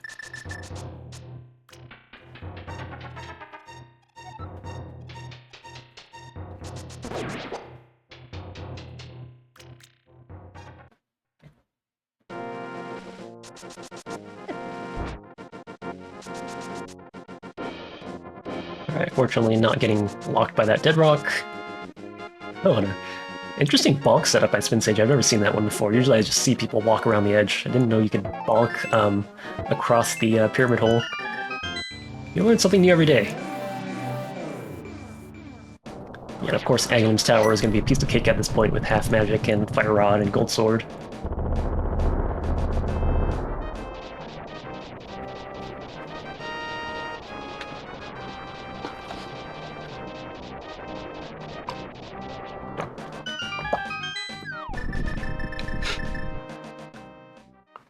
I do think Silverluca, from what I saw last game, does elect to do these first few Turtle Rock checks in a different order than Spin Sage. I think Silverluca usually elects to do the, or last game, they elected to do the Fire Rod checks first. Oh, unfortunate.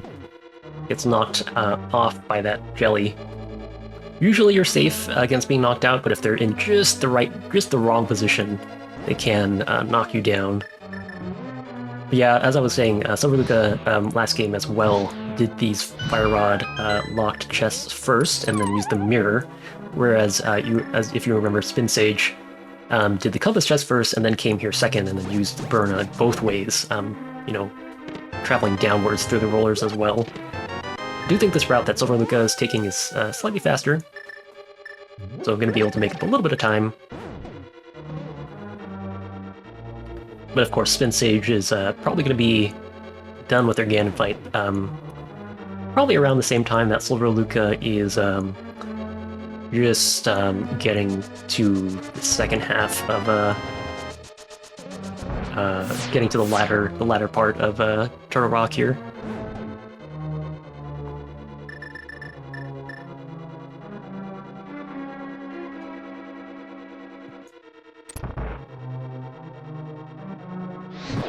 I always feel bad for that blue guard. I feel like, I don't know, all these other guards, I feel like I think the thing is for that guard on that bridge, I feel like he doesn't really see it coming. If you know what I mean. I feel like all these other guards, they catch sight of you, and then they kind of charge at you, and you kind of knock them into oblivion. But that one guard, he's just on the bridge, kind of chilling. And then, like, he usually just gets annihilated by a Fire Rod shot or a Silver Arrow. That's gotta suck. Okay, and Spin Sage fighting Aghanim right now. Of course, the RNG patterns for Aghanim are seeded, so not going to be able to gain or lose any time here. I think it wasn't actually always that way in terms of the randomizer. I think at some point it was random, but I think people probably got tired of, you know, fighting Aghanim and having their fight essentially dictated by pure RNG. Okay, but Silverluca not having to check their menu here, confidently knowing that they have the big key on hand, and is going to be able to skip that chest, and also skip the big chest.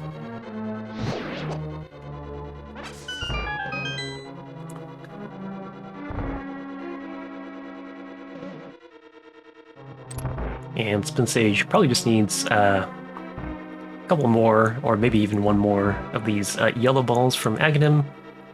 The first projectile after a lightning attack is always a guaranteed yellow ball, so there's no way that the Aga fight can last forever. It can just be really long if you're super unlucky. Spin Sage entering their fight with Ganon here. Should be a pretty trivial one. We do have to do this silverless, but we have plenty of magic. We even have 2 green potions, and you see Spin Sage already has Cane of Burna out just in case we need some extra invincibility. It's just 6 hits for phases 1 and 2, so just putting in some extra hits just for good measure.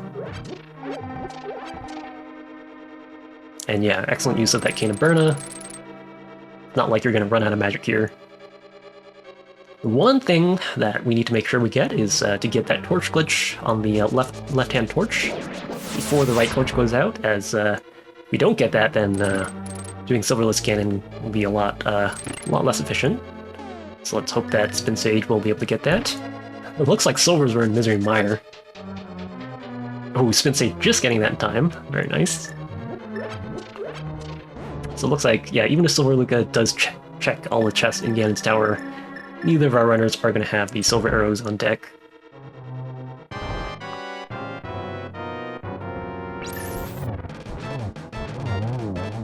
Alright, Spin Sage missing a few of these hits. Does get that one, though. Optimally, you can get 3 Spin Slashes to land each cycle. Looks like Spin Sage might be able to get 2 here. Yeah, nice, gets a second one. You can only get 3 if you have good movement or if you time things right. Sometimes can depend on Ganon's teleport pattern as well. Sometimes you'll just have to settle for 2. Alright, Silver Lucca is done with their last normal dungeon. Just has to beat Ganon's Tower. As Spin Sage continues getting closer and closer to that last hit on Ganon.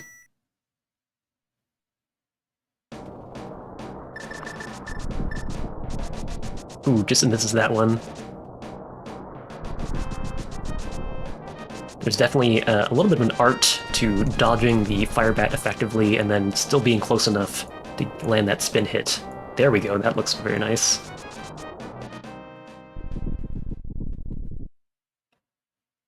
And Ganon on his last legs now. And the Big Pig goes down. Spin Sage is going to finish this all dungeon seed in a very respectable time of 1 hour, 41 minutes, and looks like maybe 10 seconds? Yeah.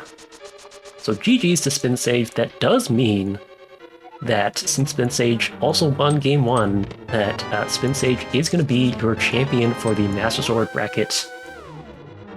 Silver Lucca will be coming in second.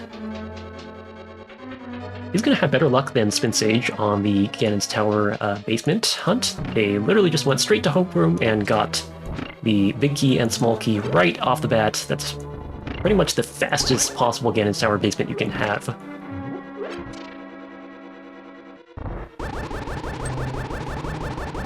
Oh god, that strategy is so noisy when you have sword beams going on. Alright, and they had a pretty good Mimics 2 strat last time. Oh, but unfortunately, kind of does the same thing as Spin Sage, just in a different way. You have to remember not to try not to move towards the Mimics when you're maneuvering them into place.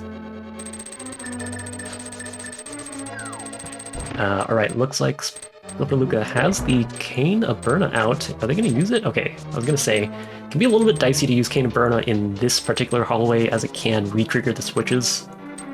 Definitely learned that the hard way once. Yeah, but definitely nice to use it in the Cannonball Room, so you can just have a clean dash all the way through.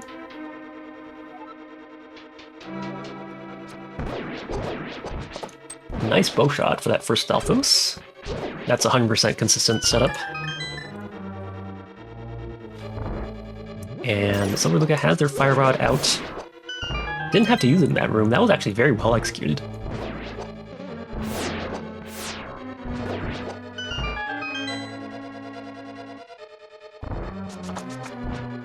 Unfortunately got the bad RNG there. So that dash can work a lot of the time, but if that first enemy decides to just hightail it all the way to the right side of that room, then he will beat out your dash. Some runners will like to use either bow shot or maybe even a Fire Rod shot to prevent that from happening. That was a very nice room, though, making excellent use of the ice physics. Let's see how they do with this Lambo fight. Oh, unfortunately, they could have gotten that second Lambo, but got their Fire Rod to the left accidentally. They had the right lineup.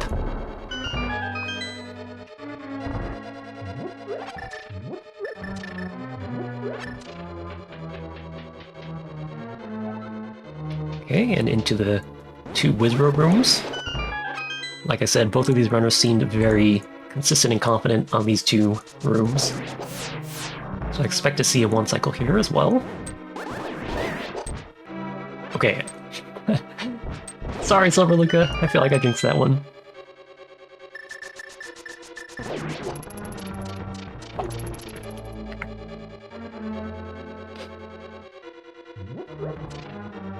Alright, and yeah, Silver Luca also taking a little bit of a different approach to the Torch's Wand Room.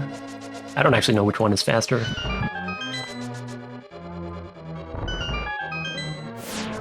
He's gonna grab the full magic refill here. I feel like most runners will grab the other one in a few rooms, but you can grab that one as well. Oh, unfortunately, he takes a fall from that spark. That's a rare miss.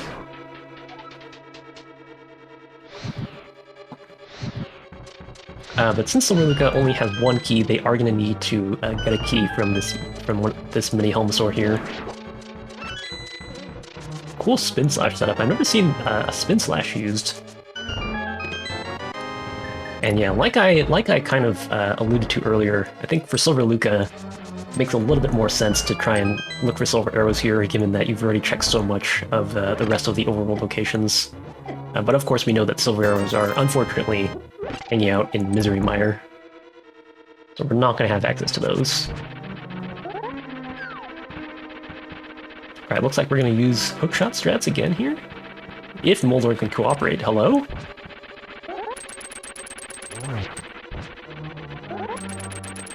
Oh, that looked dicey!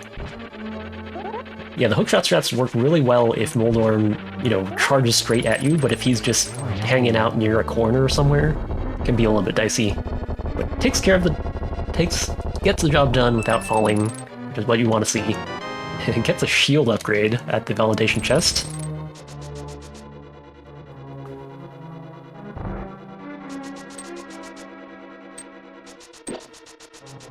And doesn't want to fuss with trying to time the dash through the middle there. Just takes a 2-dash approach there. And we're into our Aga 2 fight.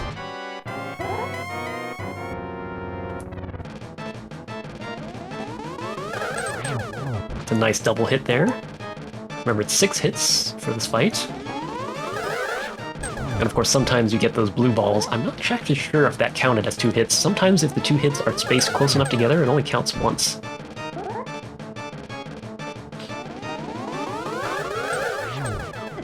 Ooh, that was unfortunate. And I think Spin Sage finished the fight on this cycle. Alright, Silver Luca almost missed that one, but finishes the fight on the same cycle as Spin Sage and is going to be able to head straight into the Ganon fight, of course, already having done Aga's Tower.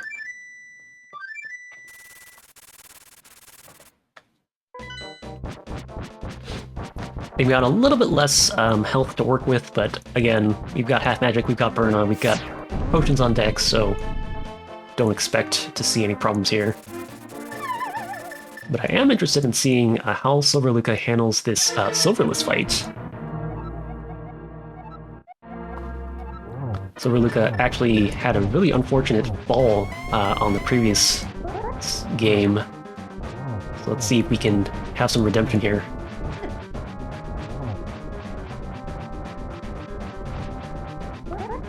Or I think actually what happened was they unfortunately ran out of magic, but I don't see that happening this time. And yeah, 2.5 hearts, but of course we're invincible, so we're not feeling danger right here. And just gonna chug that red potion just for safety. You never know when a random fire bat is gonna come at you. Just like that, and that. So yeah, they would have died.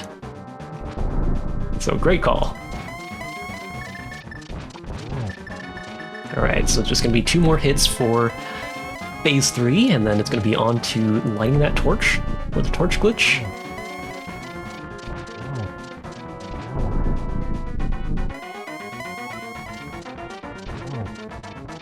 Oh, I've never seen that strategy. Oh no! Messes up the torch glitch. Oh, this is really unfortunate. They do have a green potion on hand, and with that and Half Magic, I think they will be able to do this. Does mean they are not going to be able to get any triples, but let's see if they can get some double hits in, so two hits in one cycle. Yeah, they should be able to get it here, especially since they use the Fire Rod.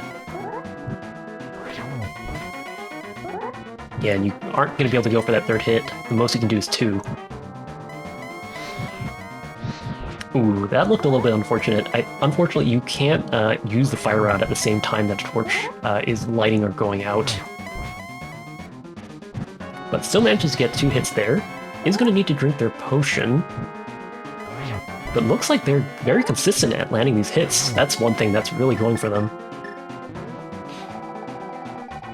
I think if they were like a little bit more shaky on the spin slashes, like Spin Sage was sometimes, I would be worried. But with the rate this is going, I think Silver Luca's got it in the bag.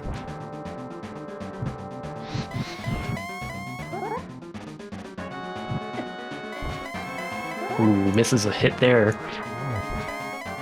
I'm gonna need to relight. Still has enough magic to not make this concern though, and takes down Ganon despite failing the torch glitch. Very nice job finishing out that fight, Silver Luca. And GG's to both of these runners. Silver Luca finishing about, say, 9 minutes behind Spin Sage, and is going to take home second place in the Master Sword bracket of the 2024 Mentor Tournament. So again, if you enjoyed watching these two runners, I highly recommend you give them both a follow on their Twitch channels. I'll have the link in the description of this video. But that is going to do it for this video, and that is going to do it for the Master Sword bracket and for this game series. The Gobo Podcast Mentor Tournament is basically almost all wrapped up. We do have a couple more games to be played, I believe.